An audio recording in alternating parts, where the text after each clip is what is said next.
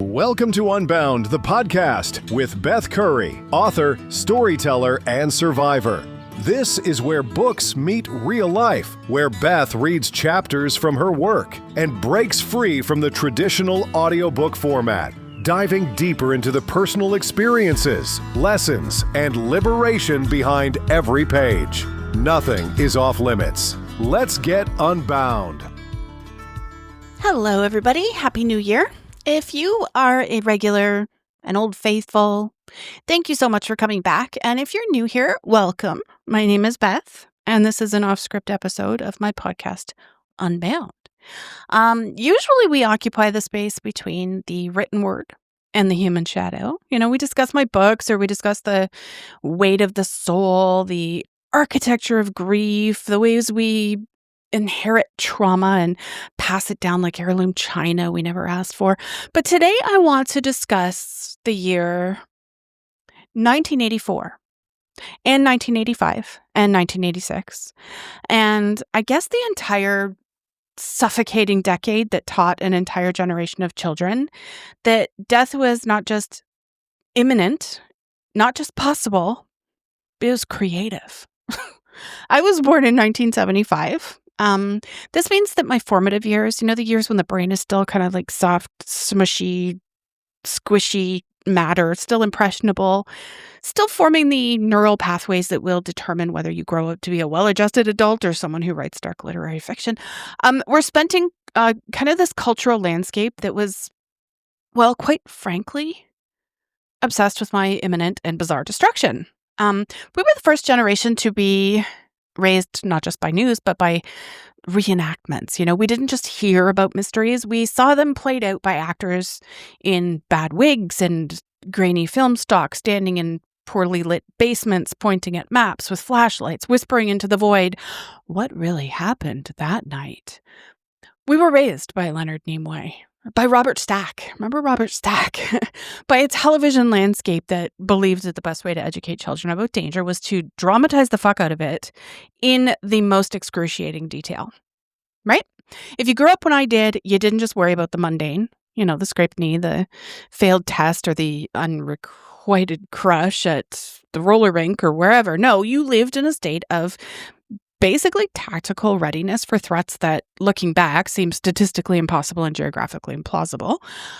We were told that the earth was a liquid trap, that the air was some sort of a weapon and the ocean had holes in it that led to other dimensions, and that our own bodies might at any moment turn against us. But I'll talk about that a little more in a minute. There was like this genuine unspoken fear that you might simply dissolve while waiting for the school bus, leaving nothing behind but your trapper keeper and a single smoking Reebok.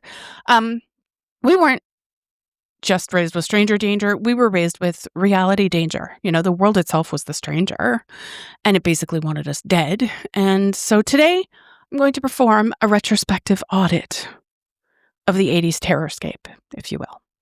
So we're going to examine the big five, and just discuss a few honorable mentions as well. If we survived, the 80s, we can survive anything, I think. If we survive the reenactments, we are invincible, right? So let's begin with the silent predator, the patient assassin, the geological nightmare that haunted our collective unconscious for an entire decade. Quicksand. If you were a child in the 80s, you were led to believe that quicksand was a primary geographical feature of the North American continent, right? It was in every Saturday morning cartoon, every adventure movie, every episode of In Search of, hosted by Leonard Nimoy, as I said, who delivered like every word with the gravitas of a man narrating the end of the world, right? Quicksand was everywhere. Indiana Jones encountered it, right? The Goonies had to navigate it. The Princess Bride had the fire swamp, which was basically just quicksand with better marketing or something. And, the horse in the never-ending story, sinking into the swamps of sadness while a child screamed at him to fight and to keep moving and to believe. That scene wasn't just, a sad movie moment. For us, it was a survival training film. It was the 80s equivalent of a PSA. We learned that if you gave up hope, the earth would swallow you whole, and there was nothing anyone could do but watch. So I spent a significant portion of my youth looking, like in the early 80s, I'm pretty sure, looking at the muddy patches behind my school with profound, probably clinical suspicion. I studied them. What a geek. Anyway, I knew the rules better than I knew the preamble to the U.S. Constitution. Obviously, I didn't really know that being in Canada, but whatever. Don't thrash. Horizontal displacement. Distribute your weight. Use a sturdy branch. If you can reach a vine, grab it. If you can't, you're cooked. Like, who the hell can reach a vine? A vine where? Anyway, I lived in a suburb. The most dangerous thing in my neighborhood was a loose golden retriever named Chester, or a rusty swing set that the city kept saying they'd replace but never did. Yet I was mentally prepared to survive this tectonic liquefaction event on my way to get a Slurpee or something. Like, it's ridiculous. I once saw a puddle that looked slightly more viscous than usual, a little bit darker, a little bit thicker. And I spent a great deal of time trying to probe it with a fallen branch before I would cross the driveway. And, my mom asked what I was doing, of course. In my mind, I want to say I told her I was testing the integrity of the surface. I don't think I was, but, I'm an adult now, so I like to be creative in that way. I was 10, I probably imagined the headlines. Local 10-year-old swallowed by driveway.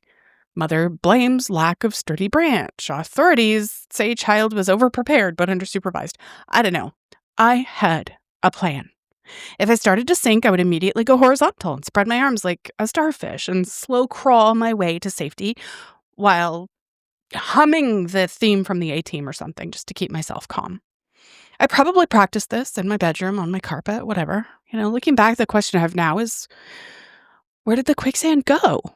Did the world supply just kind of evaporate in the 90s? Did it migrate, or did we as a species defeat it somehow and I just missed the press release? Like, I don't know. I kind of remember in school, we spent years perfecting this slow motion backstroke for a threat that exists almost exclusively in the Amazonian basin and 19th century adventure novels written by people who had never actually seen quicksand. But we were ready for the abyss. We had contingency plans and we had branches. Turns out the abyss was just some poorly drained drainage ditch behind a Wendy's or something. Anyway, if you avoided the quicksand, if you didn't sink into your own driveway, you still had to contend with the fact that the ocean was full of holes. And not physical holes, dimensional holes, vile vortices, if you will, places where the laws of physics took a coffee break and reality just kind of stopped. And the most famous of these, of course, the ground jewel of the 80s existential cartography was the Bermuda Triangle, of course. In the 80s, the Bermuda Triangle was the A-list celebrity of mysteries. It was everywhere. You couldn't open a Scholastic Book Fair flyer without seeing a book titled The Triangle of Death with a neon green cover and some sort of clip art airplane spiraling into the ocean. The back cover copy always read something like, planes fly in, ships disappear, compasses spin like tops, and then silence. It was marketed to children. We were reading these books during our sustained silent reading time while our teachers graded papers and assumed we were learning about friendship or perseverance. We were learning about the void. Yeah.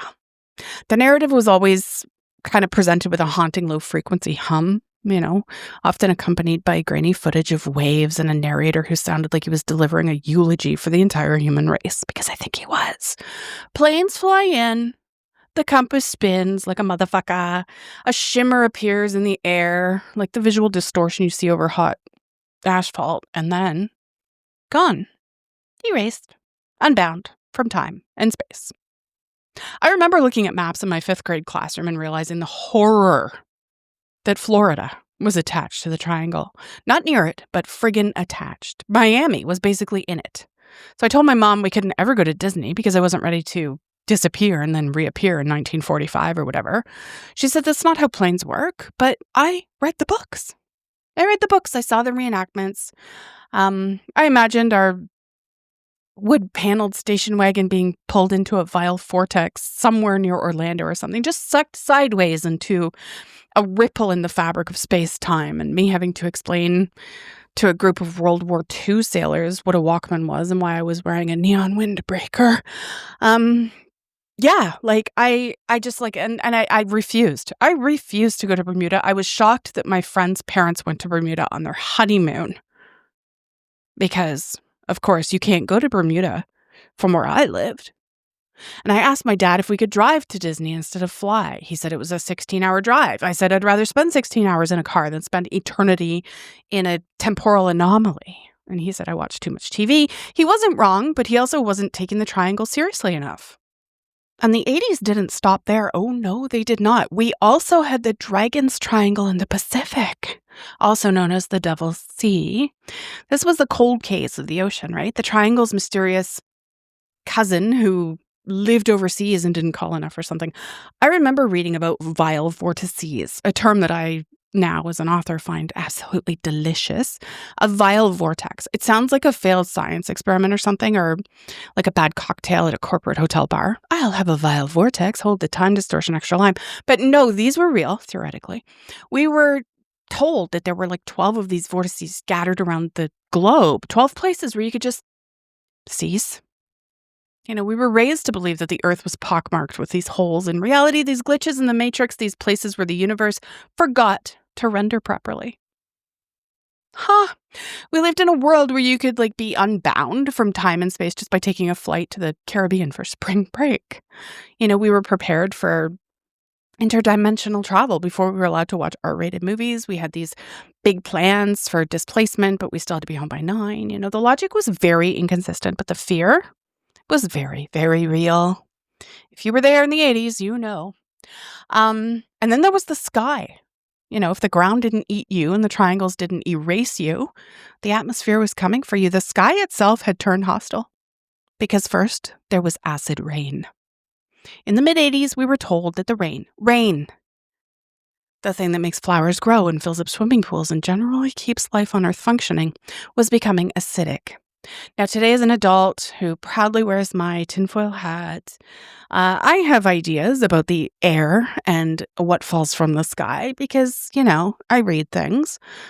Doesn't make it true, doesn't make it false. But anyway, back then it was going to melt the statues in Europe and then presumably our faces. I remember standing once at a bus stop or something in mid-80s, feeling a raindrop land on my hand and wondering if I was about to look like the villain at the end of Who Framed Roger Rabbit. You know the scene, the dip, the slow, horrifying dissolve. I genuinely thought that was my future. We treated umbrellas not as rain protection, but more like a tactical shield of sorts. I had a yellow one with ducks on it. It felt pretty damn inadequate for chemical warfare, but it was all I had. And my mom told me the rain was fine, and I told her she was in denial. I had seen the diagrams. I knew about sulfur dioxide. I pretended I knew about pH levels.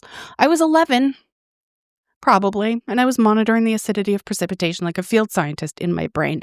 And then the killer bees.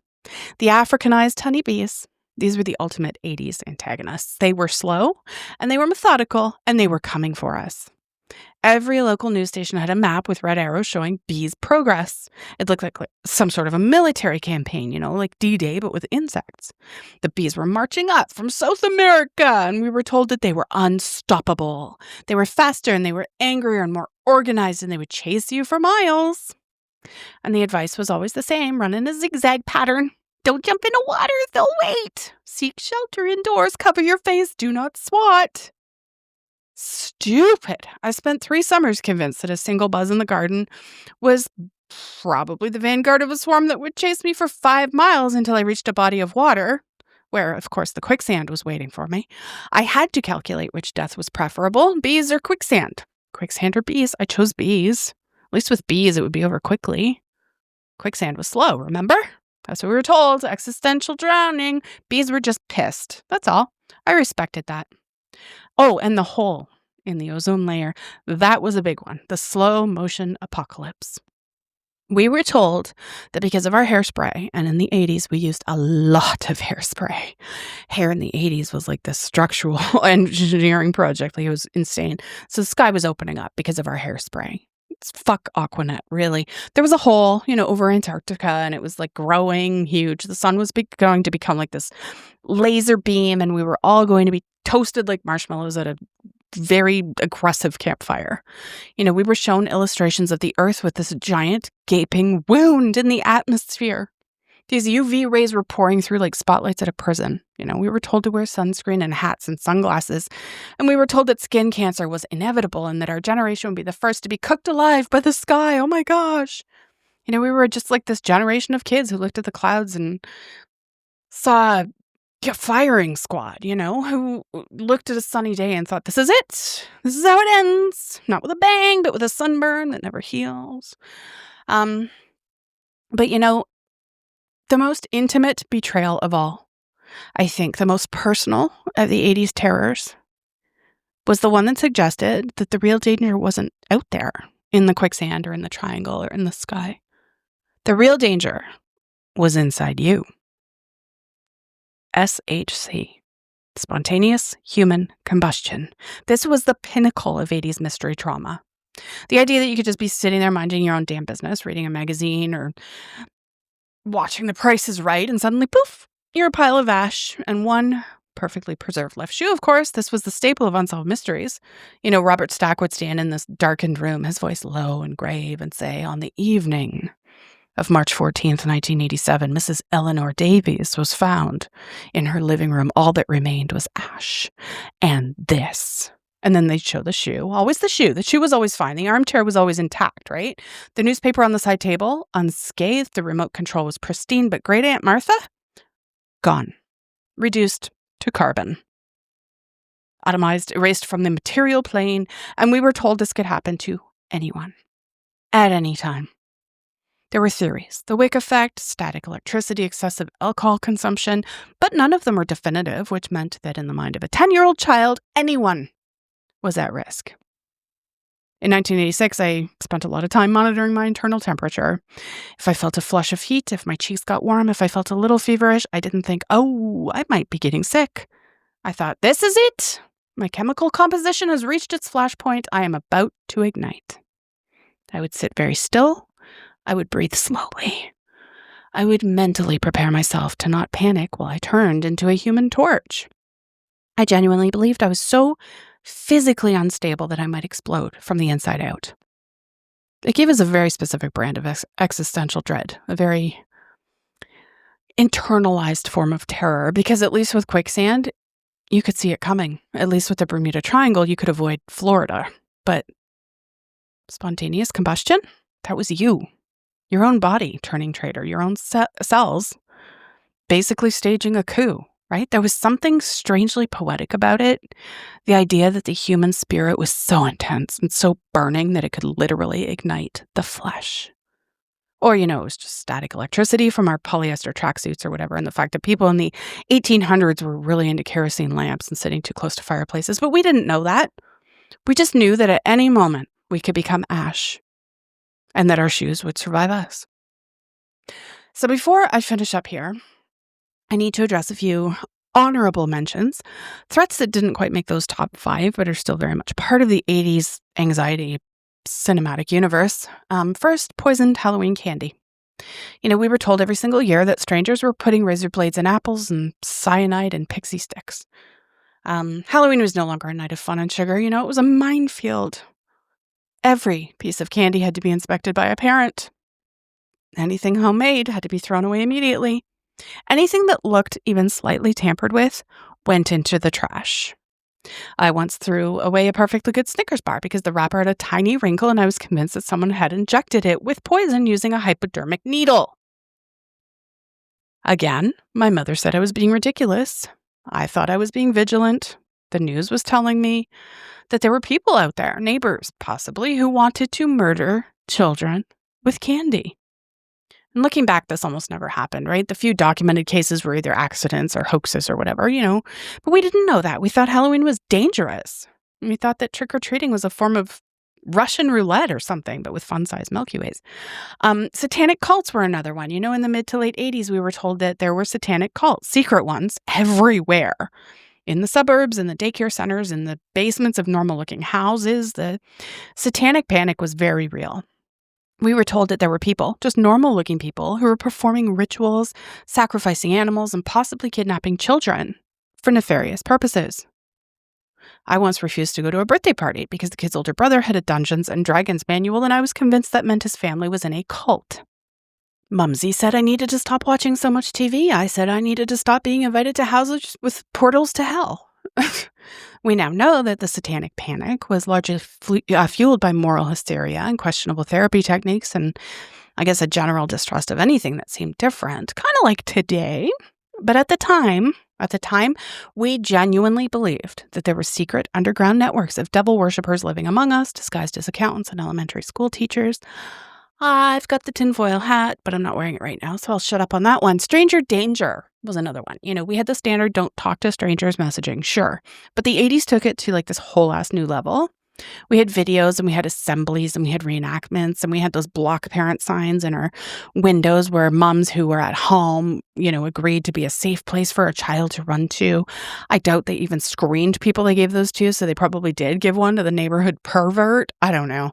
Again, that's... Anyway, I watched a video in second grade where a man in a van offered a child a puppy, and the kid got in the van and then the screen went black and a voice said, "Jennifer was never seen again." Jennifer was 7. I had nightmares. I was convinced that every single van was a kidnapping vehicle. Panel vans, conversion vans, vans with windows, vans without windows. My dad had a van. He had a van. He had a pervert van. A white van with a little round window at the back on the sides. Anyway, if it had 4 wheels and sliding doors, it was suspicious. I once made my mom cross the street because a plumber was parked on our block and I was certain he was a threat. She said he was fixing the neighbor's sink. I said that's what he wanted us to think. And then in Canada in the 80s, we were also told that rabies was everywhere. That raccoons and skunks and bats and even squirrels were carrying it, and if you were bitten, you would die. Not quickly and not peacefully. You would go mad first. We watched videos in school about the symptoms: foaming at the mouth, aggression, hydrophobia, the fear of water so intense you couldn't swallow, and then death. Slow, inevitable, horrifying death. And the solution? A series of shots in your stomach with needles that looked, in our minds, like something from a medieval torture chamber or something. So I once saw a raccoon in broad daylight, which was apparently a red flag at the time. It's not true. And I ran.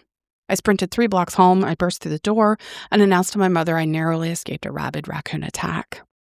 She asked if the raccoon had chased me. I said no, but he looked at me. She said that wasn't how rabies worked. I said I wasn't taking any chances. For years, I was convinced that any animal acting even slightly unusual was rabid and would give me a death sentence that involved stomach shots and madness. If a squirrel was sitting still for too long, it was definitely rabid. If a bat was flying during the day, same thing. A dog I didn't recognize, potentially, but most likely rabid. We were taught that the wilderness, our wilderness, the woods behind our houses, the parks we played in, was full of disease, and that nature itself was a minefield. And if you touched the wrong animal, you were finished. So here we are, survivors. We made it. We drank out of garden hoses. We stayed out until it got dark. We rode our bikes everywhere. We survived the quicksand that was never there. We avoided the Bermuda Triangle by simply not going there. We outlasted the killer bees, who, as it turns out, are significantly less organized than we were led to believe. Of course, we survived the acid rain, which was a real problem, but not quite as face-melting as we feared. We did not spontaneously combust. Our shoes remained attached to our living bodies, and yet, I think about this now, about the architecture of 80s anxiety, and I realize that it shaped us in ways we don't talk about. We were raised to believe that the world was actively trying to kill us in increasingly bizarre and improbable ways. And now, they have a lot of us convinced that this is still happening. Only the lot of us who are convinced are friggin' adults who have resources and critical thinking skills, one would think. Anyway, we were raised on reenactments, on unsolved mysteries, on the idea that danger wasn't just possible, it was imminent and strange. And I think that's why so many of us became writers. I think, why so many of us became artists and therapists and researchers and people who spend our lives investigating the inexplicable, because we were taught that the world is a mystery, which it is, that reality is unreliable. I don't know. That at any moment the ground could open up and the sky could collapse and we could simply vanish. We learned to live with dread. We learned to expect the unexpected. We learned that survival wasn't just about being strong or smart. It was about being prepared for threats that didn't make sense. And maybe that's not the worst thing. Maybe that's why we're resilient. Maybe that's why we can look at the chaos of the modern world, the other potentially real threats, the climate crisis. Okay, then the political instability. And the very tangible dangers, and think, well, at least it's not quicksand. At least it's not a dimensional vortex. at least I'm not on fire. We were forged in the crucible of improbable terror. We were raised by Leonard Nimoy and Robert Stack in a television landscape that believed the best way to prepare children for life was to scare the hell out of them. And somehow we turned out fine. Well, mostly. We're anxious. We're vigilant. We're suspicious of puddles, and we avoid Florida, and we probably still occasionally check to make sure that we're not getting too warm, but we're here. And if we survive the 80s, we can probably survive anything, right? Thanks for listening to Unbound. Off script. Stay grounded. Avoid the vortices. And if you see a van, run.